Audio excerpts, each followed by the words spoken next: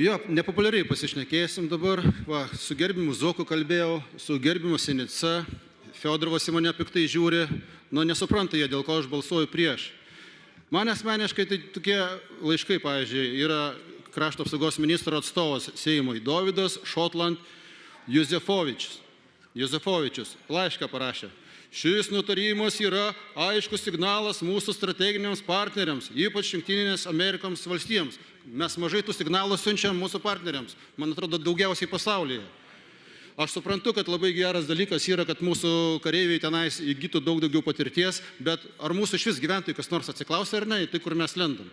Darysim strategijas, gerai, važiuosim, plauksim išminuoti. Žinot, kad mūsų laivai neparuošti tam, kad pas mus vanduo šaltas, tenai šiltas, reikia vėsinimo sistemų ir panašiai. Ar žinot tokius dalykus? Kas bus, jeigu mina atsitrenks į laivą? Tai čia kas, Iranas bus kaltas? Ar jų galėsim tada pulti, ar mes dar toliau tik tai žvalgysimės? Nežinau, aš asmeniškai šį kartą susilaikau, avansu tikrai nebalsuosiu už, nenoriu siųsti kareivių į tą teritoriją. Nesusilaikau, bet balsuoju prieš.